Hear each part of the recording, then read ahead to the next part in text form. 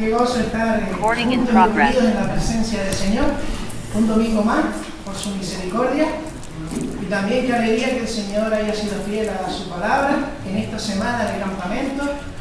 Y vemos algunas caras así todavía, es como que falta alguna horita de sueño, pero damos gracias al Señor por la semana que ha sido de bendición, que por lo menos mis hijas me lo han comentado, se han querido quedar más tiempo, eso es buena señal.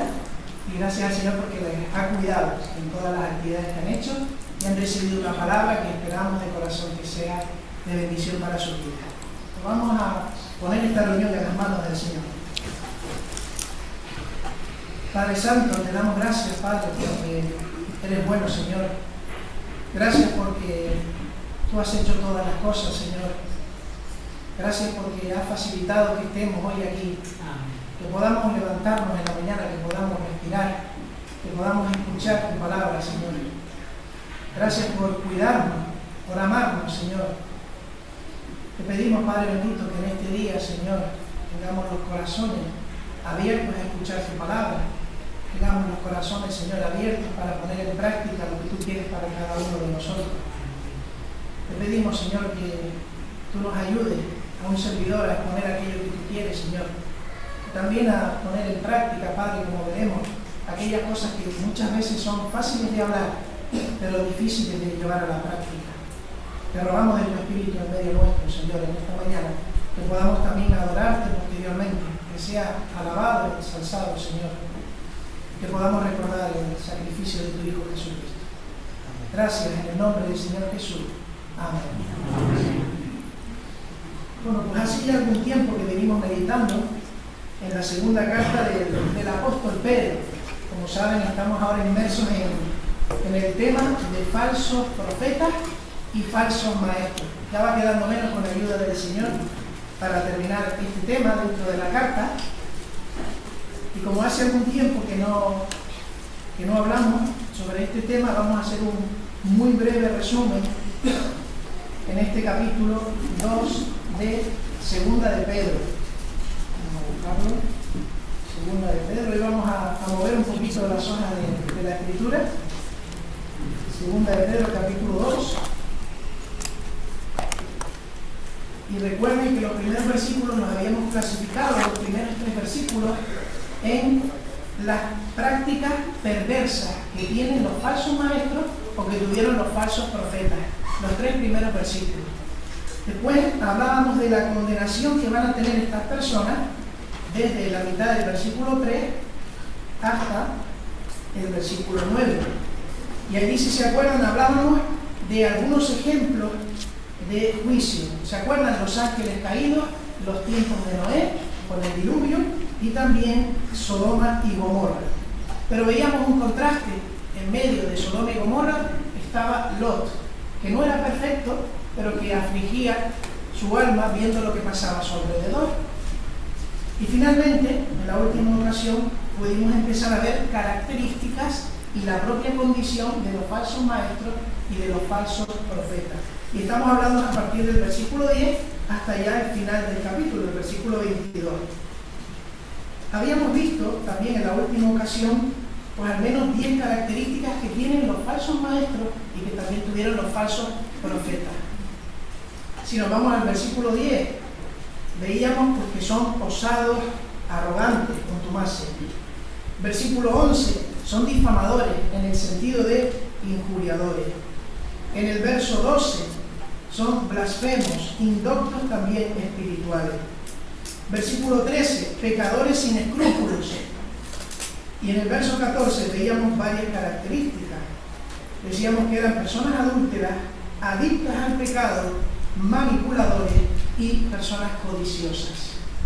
Esta última característica, codiciosa, va a enlazarse con el versículo 15 que vamos a empezar con la ayuda del Señor a continuación. Vamos a leer en nuestro texto versículos 15 al 19. Dice así 2 de Pedro 2, 15 al 19. Han dejado, hablando de estos falsos maestros, falsos profetas, han dejado el camino recto y se han extraviado siguiendo el camino de Balaam, hijo de Beor, el cual amó el premio de la maldad y fue reprendido por su iniquidad. pues una muda bestia de carga, hablando con voz de hombre, refrenó la locura del profeta. Estos son fuentes sin agua y nubes empujadas por la tormenta, para los cuales la más densa oscuridad está reservada para siempre. Pues hablando palabras infladas y vanas, seducen con concupiscencias de la carne y disoluciones a los que verdaderamente habían huido de los que viven en error. Les prometen libertad y son ellos mismos esclavos de corrupción, porque el que es vencido por alguno es hecho esclavo del que lo venció. Que el Señor bendiga su palabra. Justamente así es como he titulado esta exposición, ¿verdad? Como terminábamos el verso. Es decir, prometen libertad, pero son esclavos. Prometen libertad, pero son esclavos. Versículo 15 dice: han dejado el camino recto y se han extraviado siguiendo el camino de Balaam, hijo de Beor, el cual amó el premio de la maldad. Si yo les preguntara en esta mañana cuál puede ser la condición o otra característica más de estas personas, ¿cuál dirían que puede ser, viendo el versículo 15?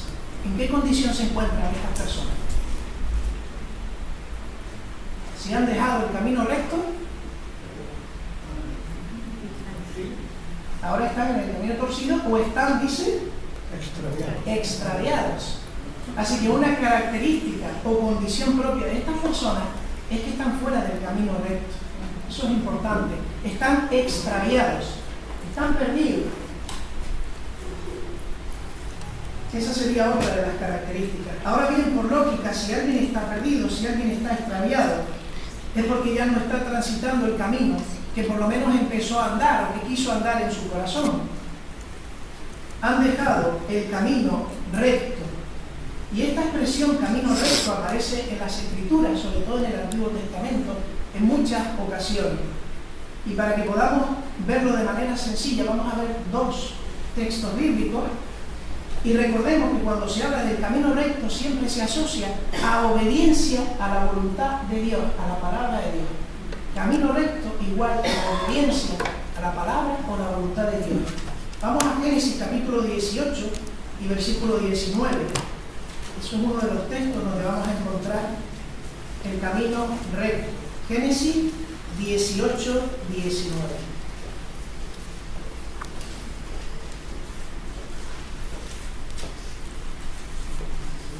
Dice: porque yo sé que mandará a sus hijos y a su casa después de sí, que guarden el camino de Jehová.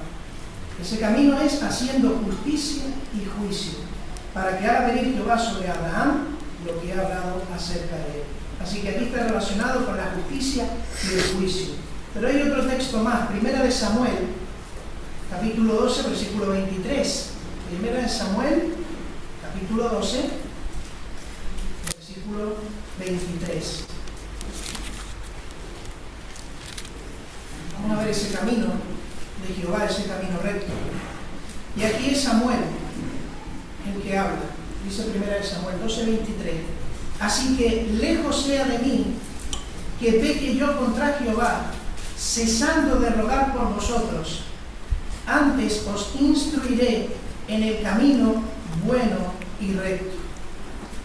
Así que estos son ejemplos de lo que significa seguir el camino recto, andar el camino recto o estar en el camino recto. Pero estos hombres falsos, maestros, falsos profetas, están fuera de la voluntad de Dios, del camino recto. Y la pregunta que viene a continuación es: ¿estas personas se han perdido por error? ¿Estas personas se han perdido por descuido? Pues miren, si miramos el texto original, el verbo que utiliza expresa la idea de abandono, desestimar, dejar, irse por propia voluntad. No ha sido un descuido, ha sido plenamente consciente la decisión de abandonar el camino recto. O sea, abandonaron el querer obedecer la palabra de Dios, la voluntad de Dios. Y viene a continuación la siguiente pregunta lógica: ¿por qué alguien puede abandonar un camino recto? ¿Por qué alguien puede abandonar la voluntad de Dios para su vida, el camino recto? ¿Qué puede haber de fondo? Y aquí es cuando en el versículo 15 el apóstol Pedro va a introducir un personaje del Antiguo Testamento como ejemplo. Ya lo hizo anteriormente. Si recuerdan, lo hizo cuando hablamos de la justicia de Dios. Lo hablábamos hace un momento. Los ángeles caídos van a sufrir, y sufrieron en parte la justicia de Dios. A través del diluvio, a través de Sodoma y Gomorra, se dio la justicia de Dios. Pues ahora va a ser lo mismo, un paréntesis donde va a hablar de Balaam. Y Balaam es un ejemplo de estos hombres que abandonan el camino recto. Y miren, la historia de Balaam es una historia que vamos a encontrar en Números, en los capítulos 22, 23, 24, y también en el 31 vemos su final. No vamos a hacer la lectura, que sería lo conveniente, pero sí lo pueden hacer en casa. Esta historia es bastante conocida, la historia de Balaam. ¿La recuerdan? Algunos dicen que sí, otros que no. Probablemente quizás por nombrar Balaam no la recuerden, pero si yo les digo que Balaam habló, tuvo una conversación con un animal, con un asna, y el asna habló el lenguaje humano, seguro que sí recordamos ahora la historia de Balaam. Y podemos decir que Balaam es un hombre que tenía una motivación para hacer las cosas. Todos tenemos motivaciones en el corazón para hacer las cosas. Y estudiando acerca de Balaam, lo recordaba en la escuela dominical, siempre uno se queda con esa historia, ese episodio de que habló con un asna, y es algo verdaderamente llamativo. Pero si hacemos una lectura superficial, podemos pensar que Balaam era un hombre fiel, íntegro y con una buena motivación delante de Dios para hacer las cosas. Pero no va a ser así, y por eso el apóstol Pedro va a utilizarlo como ejemplo. Y les voy a hacer un pequeño resumen muy breve del profeta Balaam.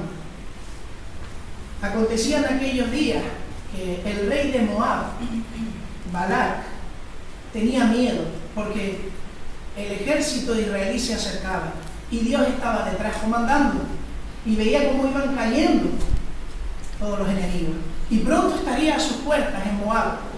Y entonces él dijo: voy a buscar al profeta Balaam para que él maldiga a ese pueblo y no puedan llegar y conquistarnos como han hecho con los demás.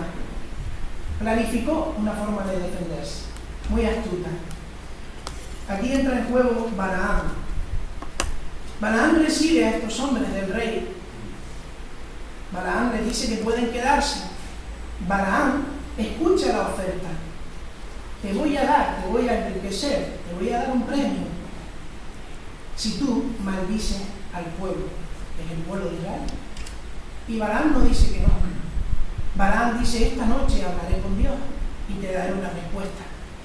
Y esa noche Dios habla a Balaam y le dice que no vaya con ellos, y por supuesto que no maldiga al pueblo de Israel. Y Balaam esa misma respuesta se la traslada al rey. Pero el rey insiste. El rey insiste. Y le da todavía más recompensa si maldice al pueblo. Y Balaam no le dice al rey: Dios ha dicho que no, no importa lo que me quieras ofrecer, sino que juega con fuego, podríamos decir. Y dice: esta noche volveré a hablar con Dios. Como si no le hubiese pedido el rey lo mismo que el día anterior o que en el tiempo anterior, que era maldecir al pueblo. Quizás Dios cambie de parecer y yo me pueda lucrar en medio de esta situación. Ese era el corazón de Balaam. Balaam quería obedecer a Dios, pero no estaría mal llevarme una recompensa. No estaría mal. Voy a hablar con Dios otra vez a ver si cambia de parecer. Eso sí, el profeta decía siempre, en cada ocasión: no lo que yo quiera, sino lo que Dios me diga. Pero en su corazón anhelaba esa recompensa. Dios ya le había dejado claro en un primer momento que no fuera y no maldijera al pueblo. Balaam jugó con fuego. Y aquí es donde nuestro texto dice, en versículo 15, y da la explicación que Balaam, ¿qué amó? El premio de la maldad. El premio de maldecir al pueblo era recibir un beneficio personal y material. Tenía eso en su corazón. Su corazón era codicioso, anhelaba las ricas recompensas que le ofrecían, aunque esto fuera en contra de la voluntad de Dios, el camino recto, la voluntad de Dios. Pero miren, decíamos que tenía una motivación, ya sabemos cuál es. La motivación era enriquecerse, el dinero. Pero sigue el versículo 16 y ahora entramos en esta parte de la historia que conocemos en nuestro texto, en 2 de Pedro, capítulo 2, versículo 16. Y dice que fue reprendido por su iniquidad, pues una muda bestia de carga, hablando con voz de hombre, refrenó la locura del profeta. Y esta parte sí la conocemos. Allí nos relata en Números que iba el profeta a encontrarse con el rey. Y iba montado sobre un asna. Y en medio del camino, el asna para. Y el profeta coge su vara y golpea al asna. Pero por mucho que golpeara el asna no se movía. Y en un momento el Señor obra un milagro y hace que el asna le pueda hablar. Y le pregunta que por qué le golpea. Y le dice que si alguna vez ha actuado de esta manera. Y se queda pensando el profeta, pues es verdad, esto es algo extraño. Y en ese momento Dios también le abre los ojos al profeta y puede ver al ángel del Señor enfrente, obstaculizando el camino.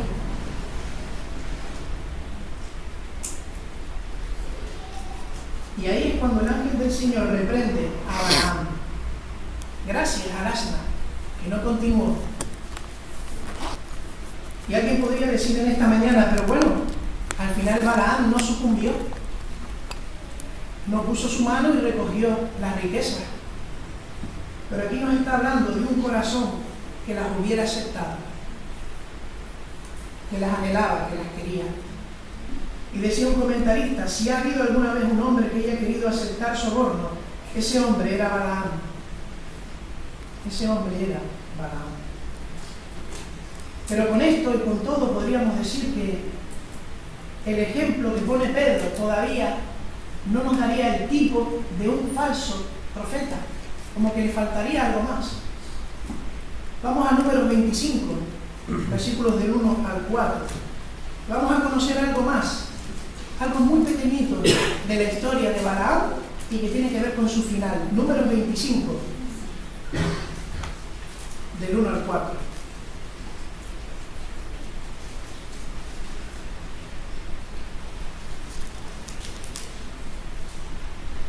Número 25, del 1 al 4, dice así: moraba Israel en Sitín, y el pueblo empezó a fornicar con las hijas de Moab, a las cuales invitaban al pueblo a los sacrificios de sus dioses, y el pueblo comió y se inclinó a sus dioses. Así acudió el pueblo a Baal Peor, y el furor de Jehová se encendió contra Israel. Y Jehová dijo a Moisés: toma a todos los príncipes del pueblo y ahórcalos ante Jehová delante del sol, y el ardor de la ira de Jehová se apartará de Israel. Así que estaban pecando los hijos de Israel en la idolatría a través de mujeres extranjeras. Y Dios habló con Moisés y le dijo que eso había que cortarlo de raíz. Pero esta historia sigue, y vamos al capítulo 31 para ver lo que acontece. Porque Moisés hace lo que Dios le pide, por lo menos en parte. No tanto Moisés, sino aquellos que fueron, que no cumplieron lo que Moisés les dijo. Ahora entenderán lo que les quiero decir. Números 31, del 6 al 9. Sigue la historia. Dios mandó a Moisés que enviara. Y Moisés envió, versículo 6 del capítulo 31. Moisés los envió a la guerra. 1000 de cada tribu envió. Y Finés, hijo del sacerdote Eleazar, fue a la guerra con los vasos del santuario y con las trompetas en su mano para tocar. Y pelearon contra Madián. Se nos olvidó decir al principio que Balaam era de Madián. Y pelearon contra Madián, como Jehová lo mandó a Moisés, y mataron a todo varón. Miren lo que dice ahora el versículo 8. Mataron también, entre los muertos de ellos, a los reyes de Madián, Evi, Rekem, Sur, Ur y Reba, 5 reyes de Madián. También a Balaam, hijo de Beor, mataron a espada. Así que allí se encontraba Balaam y allí murió Balaam de espada. ¿Pero por qué? ¿Qué relación tiene con el pecado de los hijos de Israel que se fueron a la idolatría? Vamos a leer el versículo 15. Al parecer, los hijos de Israel que fueron a la guerra no respetaron todo lo que Dios pidió. Dejaron vivas a personas y se las llevaron en cautiverio. Y Dios quería que exterminaran todo. Entonces Moisés salió y les dijo lo siguiente, versículo 15. ¿Por qué habéis dejado con vida a todas las mujeres? Verso 16 es el clave. He aquí, por consejo de Balaam, ellas fueron causa de que los hijos de Israel prevaricasen contra Jehová en lo tocante a Baal peor, por lo que hubo mortandad en la congregación de Jehová. ¿Qué hacía un falso profeta? Hablaba en nombre de Dios, pero realmente Dios no le había indicado eso que estaba hablando. Y había aquí por parte de Balaam un consejo perverso para el pueblo de Israel, que lo alejó del camino recto. Y así murió Balaam. Así que Balaam es el prototipo de un falso profeta cuando Pedro nos está hablando. El apóstol Pedro tiene a Balaam y también el pueblo, sobre todo el pueblo judío, sabía quién era Balaam. Y habían al menos dos características de este Balaam que nos recuerdan al falso profeta y que también hemos hablado de ello. En primer lugar, era codicioso. Uno de las características que hemos visto en los falsos profetas. Es verdad que no tomó, pero lo deseaba. Y los malvados en tiempos de Pedro y aún en nuestros días también son codiciosos, dispuestos a apropiarse de lo que puedan y a explotar las iglesias para obtener ganancias. Y en segundo lugar vemos en Balaam, que es una persona que enseña no la buena y sana doctrina, sino enseña a pecar al pueblo. Fíjense la gravedad de esto. Enseña a pecar al pueblo, porque saca al pueblo del camino derecho y lo lleva al error. Persuade, en este caso a los israelitas, para olvidarse de sus promesas. Seducen para cambiar lo bueno por lo malo. En nuestros días es igual. En nuestros días pasa exactamente lo mismo. En tiempos del apóstol Pedro también. Seducir a los cristianos a salir del camino recto es muy fácil. Es muy fácil. Y hacerles quebrantar de las promesas de lealtad que un día han hecho al Señor Jesucristo. Y esto nos está bombardeando a nosotros, aunque no somos conscientes muchas veces. Porque estamos seguros, pero a veces en nosotros mismos. Tenemos que tener cuidado, hermano. Y miren, una de las cosas que ratifica que hablamos de un falso maestro, un falso profeta, es que tiene la autoridad, pero también la responsabilidad de hablar desde un lugar en alto, con lo que eso conlleva delante del Señor. Emplean el propio ministerio que Dios les ha dado para hacer todo esto. El apóstol Juan en nuestros días y desde el primer siglo de la iglesia, ¿qué diría? Salieron de nosotros, pero no eran de nosotros. Porque si hubiesen sido de nosotros, habrían permanecido con nosotros, pero salieron para que se manifieste que no todos son de nosotros.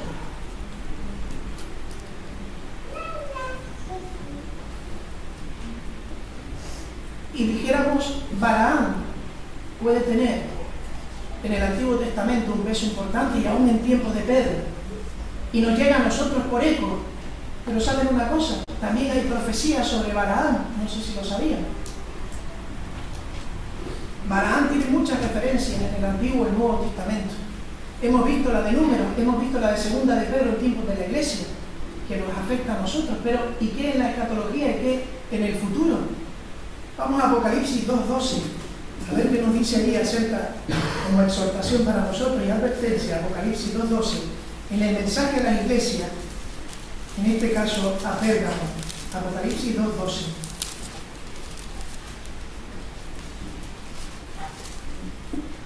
Vamos a leer hasta el 14. Y escribe al ángel de la iglesia en Pérgamo, el que tiene la espada aguda de 2 filos, dice esto. Verso 13. Yo conozco tus obras y no demoras. ¿Dónde está el trono de Satanás? ¿Dónde está el trono de Satanás? Pero retienes mi nombre y no has negado mi fe, ni aun en los días en que Antipas, mi testigo fiel, fue muerto entre vosotros, donde mora Satanás. Miren el verso 14. Pero tengo unas pocas cosas contra ti, que tienes ahí a los que retienen la doctrina de Balaam, que enseñaba a Balac a poner tropiezo ante los hijos de Israel, a comer de cosas sacrificadas a los ídolos y a cometer fornicación. Así que esto no solo está vigente, sino que seguirá vigente, por lo que vemos en Apocalipsis. Tengamos cuidado, porque el Señor también, a cada uno en particular, pero también como iglesia, ¿verdad? Si permitimos que estas cosas pasen, mensaje a la iglesia en Apocalipsis. ¿Y qué nos iba a decir la importancia que tenía Balaam? A veces leemos el texto de manera superficial. Nos acordamos de Balaam, el profeta que habló con un asna, pero mucho más que eso, ¿verdad? Balaam, aquel hombre que aparentaba una cosa pero tenía otra en su corazón. Y Dios juzgó. Balaam fue el profeta madianita contratado por el rey de Moab para maldecir a Israel, y su motivo era el dinero. ¿Y nosotros hoy? ¿Qué motivación, hermanos, tenemos en nuestro corazón para servir a Dios? ¿Qué motivación hay? ¿Tenemos motivaciones contradictorias? Quiero servir a Dios, pero quiero también que el Señor nos ayude a no extraviarnos y a no dejar el camino recto por nada de este mundo. Hay otro ejemplo, simplemente quería leerlo, y es del Nuevo Testamento. También lo vamos a recordar. Vamos a Hechos 13, del 4 al 12. Lo vamos a ver de forma clara. Aquellos que trastornan, que cambian el camino, lo intentan cambiar. Hechos 13.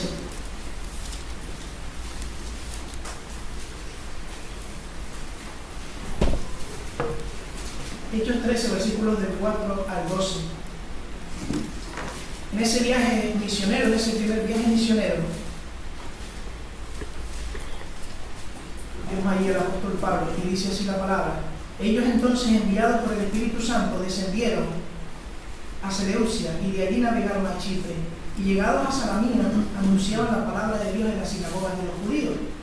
Tenían también a Juan de ayudante, Juan Marcos de ayudante. Y habiendo atravesado toda la isla hasta Pafos, hallaron a cierto mago, falso profeta, judío, llamado Barjesús, que estaba con el procónsul Sergio Paulo, varón prudente. Este, llamando a Bernabé y a Saulo, deseaba oír la palabra de Dios. Miren, deseaba oír la palabra de Dios, pero allí en el contexto había un falso profeta. Verso 8. Pero les resistía Elimas, les resistía el mago, pues así se traduce su nombre, procurando apartar de la fe al procónsul. Entonces Saulo, que también es Pablo, lleno del Espíritu Santo, fijando en él los ojos, le dijo a este hombre, a este falso profeta: oh, lleno de todo engaño, de toda maldad, hijo del diablo, enemigo de toda justicia. Miren la pregunta: ¿no cesarás de trastornar los caminos rectos del Señor? ¿No cesarás de trastornar los caminos rectos del Señor? Ahora pues, he aquí, la mano del Señor está contra ti, y serás ciego, y no verás el sol por algún tiempo. E inmediatamente cayeron sobre él oscuridad y tiniebla, y andando alrededor buscaba quien le condujese de la mano. Así que esto es algo real, y en tiempo de los apóstoles también lo podían ver, y por eso Pedro lo decía, porque habían falsos maestros que resistían el camino de justicia y de verdad. Pero seguimos con nuestro texto, volvemos ahora a 2 de Pedro, capítulo 2, versículo 17. Y ahora se va a cerrar el paréntesis, ese paréntesis del ejemplo de Balaam, y va a seguir hablando de características y de la condición de los falsos maestros y los falsos profetas. Dice el verso 17, ¿cómo son estas personas? Dice que son fuentes sin agua y nubes empujadas por la tormenta, para los cuales la más densa oscuridad está reservada para siempre. Y aquí en principio vemos dos metáforas. Y si tuviésemos que decir qué característica tienen en común estas dos metáforas, sería la de esterilidad. Son estériles. Imaginen, primera metáfora, estos son fuentes sin agua.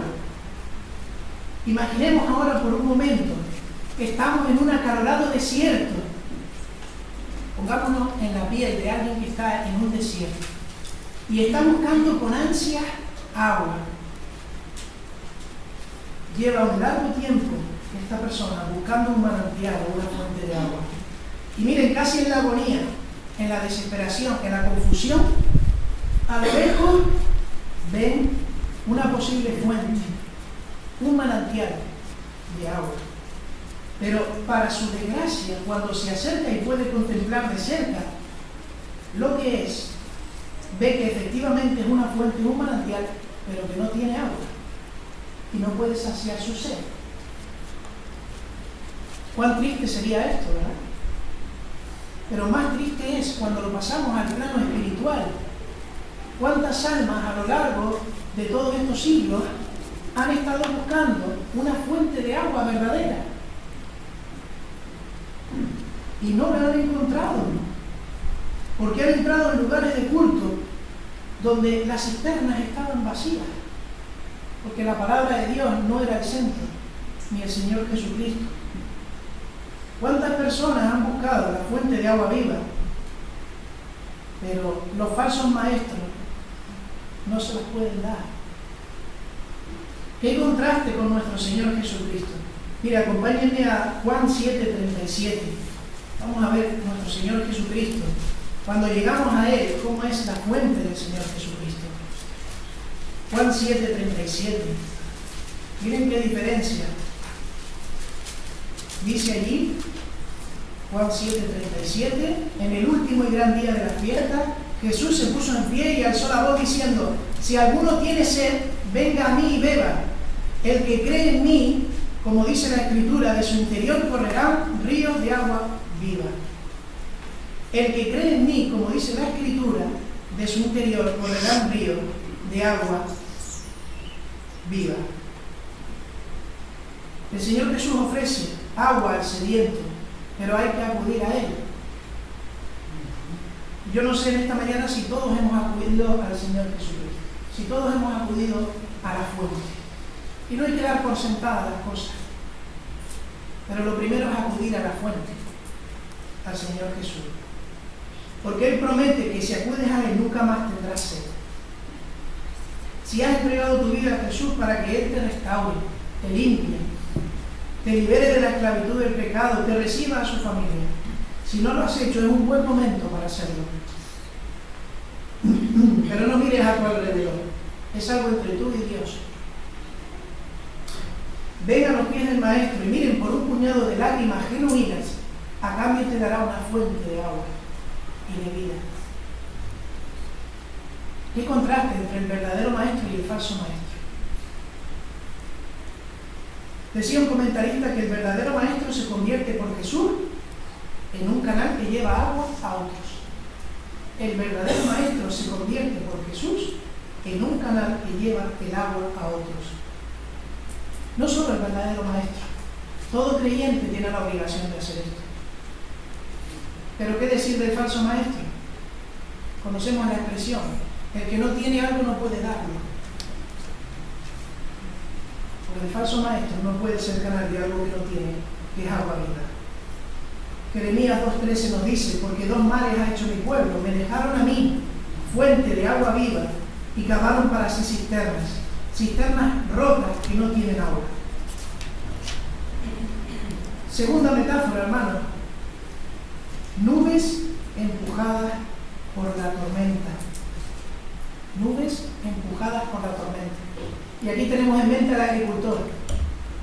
Ha pasado el tiempo de verano, está todo seco, y ansía que llegue el agua, y ve unas nubes a lo lejos y parece estar cargadas de agua, porque él busca vida y busca fruto y quiere que crezca lo que está plantado.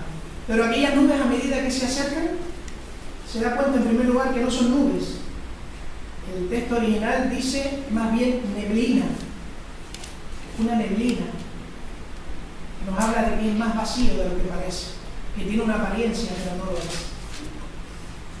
Vienen esas nubes y además de no ser lo que parecían ser, pasan de largo. y te puedes quedar peor que como empezaste, porque te hiciste unas ilusiones y te llevaste un palo. Eso pasa muchas veces también en las congregaciones, con estas almas sedientas que entran en lugares donde no se predica la palabra de Dios. Y aquí también la mayoría de los comentaristas hablan de que estas nubes tienen relación con la doctrina, porque la doctrina que predican no es la doctrina de la enseñanza bíblica, es una doctrina vacía, es una doctrina que de poco ayuda, porque es humana. Es aquella de la que habla el apóstol Pablo en Efesios 4:14, una doctrina que fácilmente arrastra por el viento, porque seduce, pero no es la doctrina de la palabra. Y termina el verso diciendo en nuestro texto que para estas personas la más densa oscuridad está reservada para siempre. La más densa oscuridad está reservada para siempre. Ya lo hemos visto en este capítulo, no es la primera vez que se habla de juicio. También se habla en otros pasajes de estar reservadas las tinieblas de afuera. Y en ambos casos hablan del infierno. Para estas personas está destinado el infierno. Dice Mateo 8:12, serán echados a las tinieblas de afuera, allí será el lloro y el crujir de dientes. Así que unos viven en la luz y otros viven en la oscuridad. Y muchas veces pensamos que viviendo en la oscuridad y en las tinieblas en este mundo, cuando yo pase a la otra vida, pasaré a la luz. De la oscuridad automáticamente a la luz. Pero no es así, hermanos. Hay que tomar una decisión en este mundo para vivir con Cristo la luz y seguir en la luz. No puedes vivir en tinieblas y esperar ir a la luz. Seguirás en tinieblas y peores tinieblas cuando pases de este mundo al venidero. Así que unos están en la luz y otros en tinieblas, y para ellos la más densa oscuridad está reservada para siempre.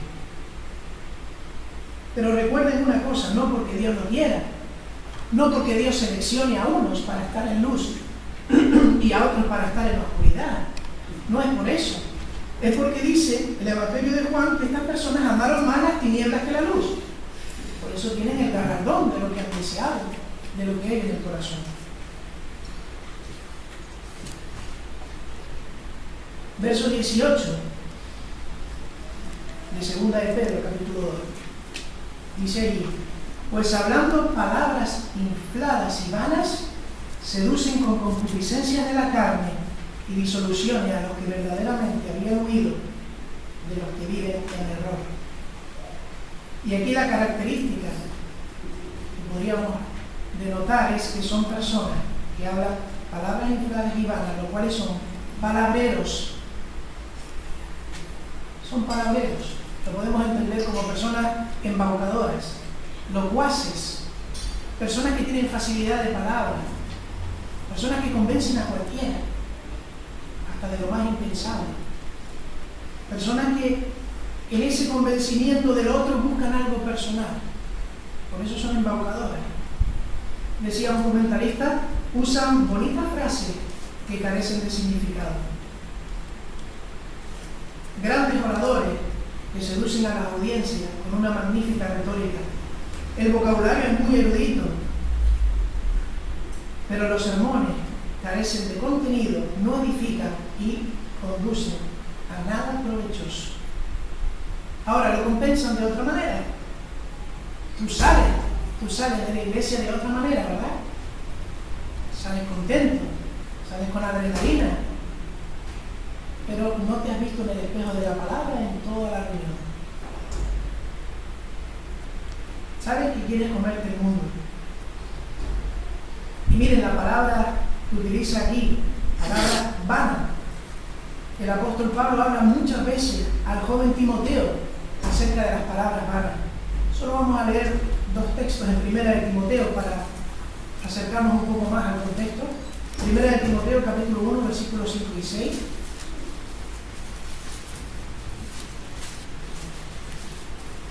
Palabras vanas. Primera de Timoteo, capítulo 1, versículos 5 y 6. Pues el propósito de este mandamiento es el amor nacido de corazón limpio y de buena conciencia y de fe no fingida, de las cuales cosas, desviándose, acuérdense, extraviados, de las cuales cosas, desviándose algunos, se apartaron aquí a vana palabrería, queriendo ser doctores de la ley sin entender ni lo que hablan ni lo que afirman. Vamos ahora en esta misma carta, en 1 Timoteo, el capítulo 6, versos 3 al 5. Si alguno enseña otra cosa y no se conforma a las sanas palabras de nuestro Señor Jesucristo y a la doctrina que es conforme a la piedad, está envanecido, nada sabe y delira acerca de cuestiones y contiendas de palabras, de las cuales nacen envidia, pleitos, blasfemias, mala sospecha, etc. Está envanecido, nada sabe. Y podríamos seguir 2 Timoteo 2, 14 al 18, o incluso en Tito, capítulo 3, versículo 3. Estas son las vanas palabras. Y yo me preguntaba, ¿cuál es el objetivo de los falsos maestros y los falsos profetas cuando hablan estas vanas palabras? ¿A quién van dirigidas? Y podríamos decir a toda la congregación donde ellos están, a todas las personas. Pero hay un grupo más vulnerable, hay un grupo más débil, que también se hace referencia de manera indirecta en el pasaje.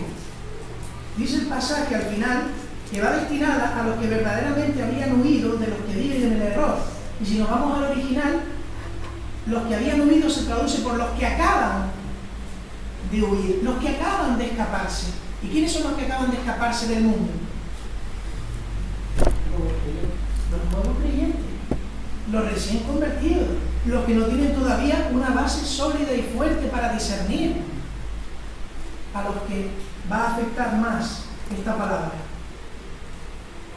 Los que se acaban de separar del error. En el contexto está hablando de la idolatría que se practicaba en aquel momento. La idolatría pagana. Pero viniendo a nuestro tiempo, este es otro de los pecados que se suman a la cuenta de los falsos profetas y es muy grave. A los más pequeñitos, y no solo estamos hablando de los niños y los jóvenes, a los más pequeñitos en la fe. Estas personas se habían entregado antes a placeres pecaminosos, a la verdadera idolatría que había en aquel entonces, y hoy también la hay. Pero ahora que deciden dar un paso por el Señor, cambiar su vida, comienzan a asistir a la iglesia.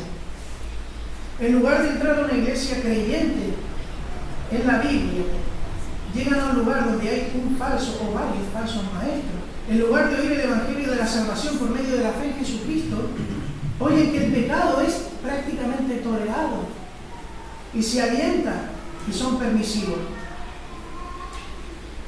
Decía también un erudito, decía lo siguiente en este texto: la orientación de la enseñanza seductora, como él le llama, seductora, conduce a la realización personal de los oyentes. Yo me estoy realizando personalmente cuando voy a la congregación. Yo me estoy realizando como persona. Eso es humanismo puro y duro. La fe en el hombre y en lo que puede llegar a ser y quitarle el poder a Dios.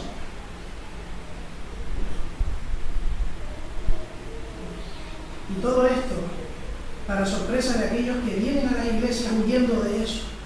Siempre pensaron que el pecado era malo, o por lo menos tenían dudas, y ahora parece que se enteran que es todo lo contrario por estos falsos maestros, que no pasa nada. Y aquí quería hacer un pequeño paréntesis acerca de hacer tropezar al débil. Muchas veces no somos conscientes bíblicamente de lo que eso significa. Hacer tropezar a los recién convertidos. El Señor lo dice de su boca cuando dice en Marcos 9:42: cualquiera que haga tropezar a uno de estos pequeñitos que creen en mí, mejor le fuera si se les atase una piedra de molino al cuello y se les arrojase en el mar. Así que el pecado es el de escandalizar, ser tropiezo en la vida de uno de estos pequeños, y no solo los niños, y no solo los jóvenes. El énfasis aquí no es el hecho de hacer tropezar, todos podemos hacer tropezar en algún momento, porque no somos perfectos. Y diremos una palabra, haremos un gesto, que no es oportuno. Pero no está hablando aquí de eso. Aquí está hablando de la piedra en el zapato. De la piedra que siempre está en el zapato.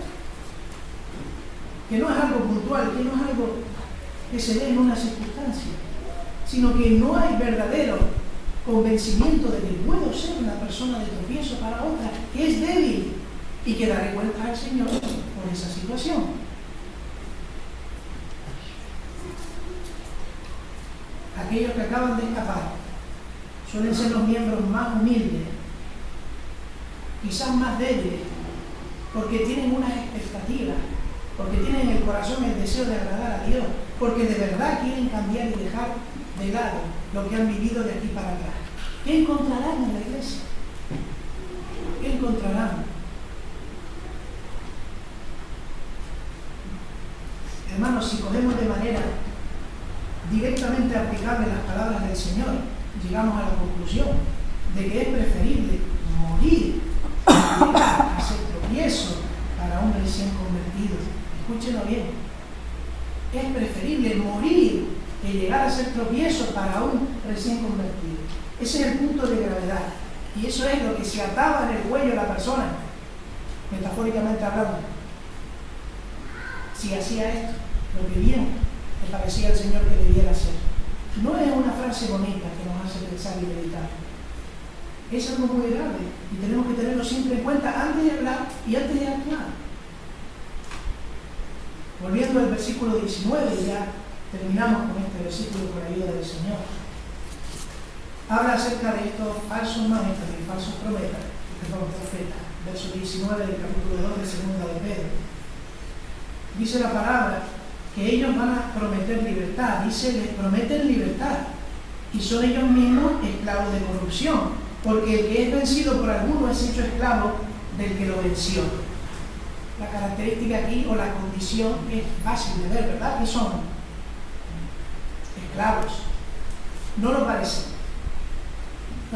pero son esclavos de corrupción. Les prometen libertad, y qué paradoja, esclavos que prometen libertad a otros. Y pensaba que este mundo pues tiene la pancarta de libertad en todas las cosas. Todo nos promete libertad en este mundo, y a los cristianos más. El dinero, la fama, el poder. Pero ¿saben una cosa? Todo eso siempre termina en esclavitud y dependencia de eso. En algunas ocasiones hemos hablado que aquello que creemos que es una solución se convierte luego en el problema. Necesito más dinero, necesito más fama, necesito más poder para... y termina dependiendo de eso. No te dejes engañar, hermano o hermana, por las artimañas de Satanás. Los creyentes ya somos libres. Los creyentes ya somos libres. Hemos sido libertados por la sangre de Cristo. Satanás viene y nos dice a los creyentes que en el camino ancho se está más cómodo, se puede decidir a dedo lo que me gusta y lo que no, que tú tienes la capacidad para saber qué es lo bueno y qué es lo malo, pero nosotros en el camino recto vamos a sufrir. Vamos a sufrir por amor al Señor. Y van a haber obstáculos, van a haber grietas en el camino, es un camino muy estrecho. Pero no nos dejemos engañar. No lo hizo Satanás con Eva al principio. Y decíamos en una ocasión que Satanás es el primer falso maestro, el primer falso profeta. Porque hacía lo mismo que Balaam, era codicioso y encima enseñaba en contra de lo que Dios quería. O no le dijo a Eva, prueba del fruto, porque Dios no quiere que seas como Él. Serás igual a Él. Satanás siempre ha hecho eso. No nos dejemos convencer por este mundo, por Satanás de fondo, el padre de mentira, que quiere sacarnos del camino recto, extraviarnos. No tomemos el fruto prohibido. Dice el texto, a continuación, que les prometen libertad, pero son ellos mismos esclavos de corrupción. Lo hemos visto a lo largo del capítulo. Están esclavizados por la depravación moral, por sus intereses personales, que son los que les motivan. Prometen prosperidad, paz, seguridad en este mundo. Tuercen las Sagradas Escrituras si es necesario para conseguir esto.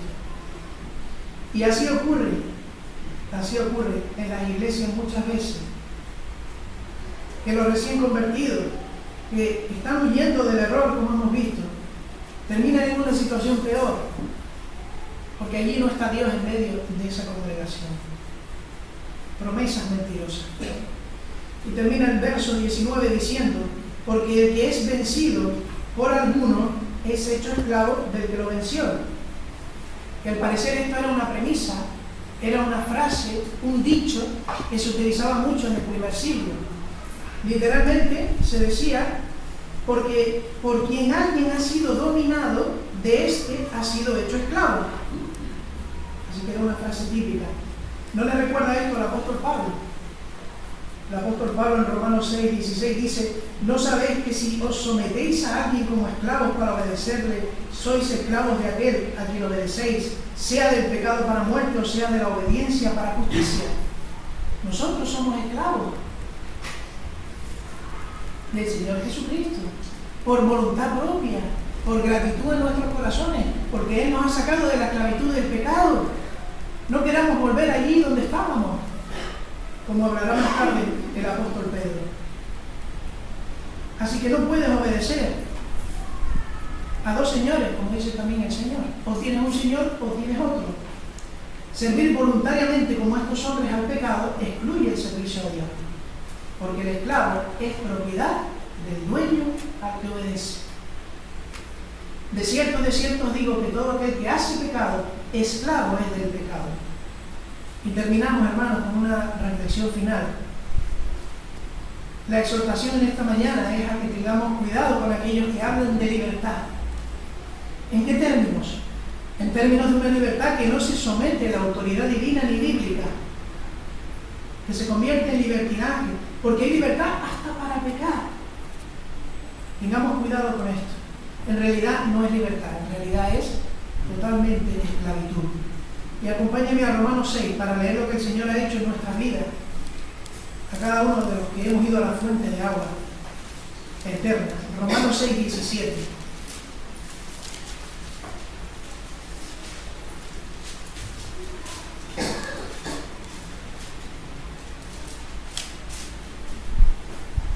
Pero gracias a Dios, que aunque erais esclavos del pecado, habéis obedecido de corazón aquella forma de doctrina a la cual fuisteis entregados, y libertados del pecado vinisteis a ser siervos de la justicia.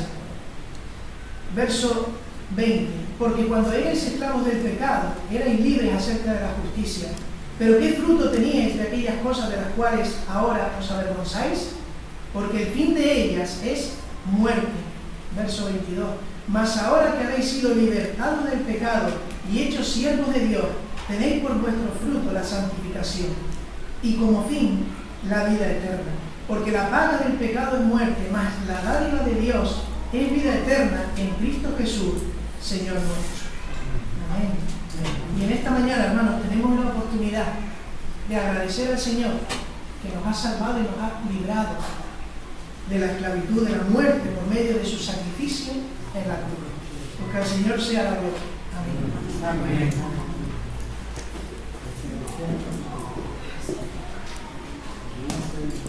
458 debemos cantar antes de seguir con